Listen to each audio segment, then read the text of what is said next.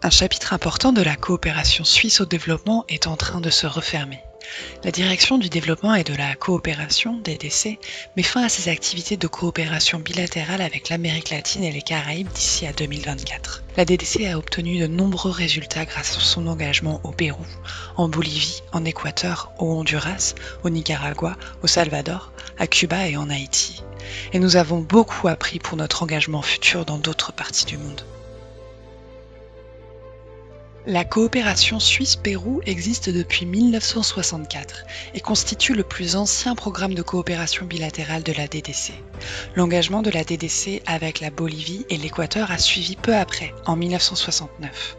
Le développement du programme en Amérique centrale a commencé à la fin des années 1970 avec le Honduras comme premier pays prioritaire et le Nicaragua l'année suivante.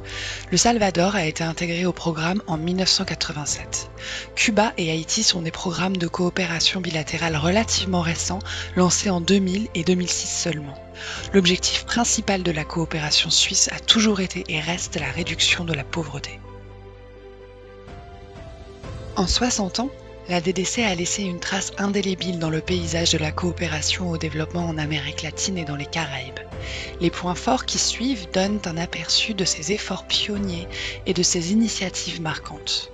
En Bolivie, la DDC a joué un rôle central dans des domaines tels que la microfinance et la décentralisation, ce qui a permis d'ancrer durablement des approches confirmées dans les institutions, les normes et les lois. Au Pérou, la DDC a été l'un des premiers acteurs internationaux du développement à s'attaquer au changement climatique et aux risques liés aux catastrophes naturelles. En Équateur, la DDC a maintenu un étroit contact avec les communautés rurales et indigènes à chaque étape de son engagement.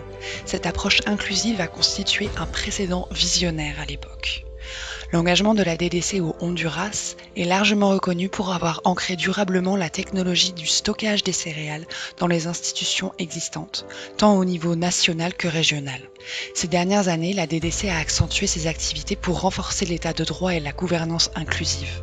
Au Nicaragua, la DDC est reconnue pour son influence transformatrice dans le secteur de l'eau et de l'assainissement, non seulement dans le pays mais aussi dans toute la région. Au lendemain de l'ouragan dévastateur Mitch, le Salvador a pu profiter du savoir-faire de la DDC en matière de prévention des catastrophes. La DDC a été le fer de lance du développement d'un système de prévention des catastrophes au niveau municipal. Cuba a mis en évidence l'approche unique de la DDC en matière de coopération au développement, permettant à la Suisse d'être perçue comme un partenaire solide, stimulant le discours et abordant des sujets autrefois tabous tels que le gouvernement décentralisé, l'égalité des sexes et le racisme.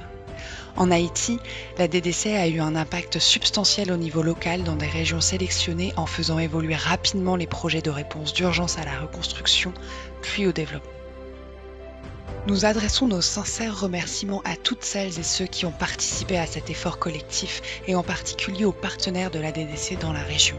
Merci à toutes et à tous pour votre engagement et votre dévouement au cours de ces 60 dernières années. Quelle est la prochaine étape ?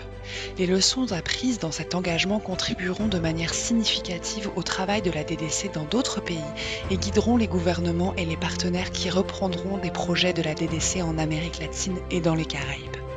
Bien que la DDC mette progressivement fin à ses activités de coopération bilatérale en Amérique latine et dans les Caraïbes, la Suisse restera engagée dans la région, notamment par le biais de l'aide humanitaire et dans les domaines du changement climatique, de l'eau, de la sécurité alimentaire, de la santé et de la migration. Le réseau des représentations suisses est toujours actif. Nous restons engagés.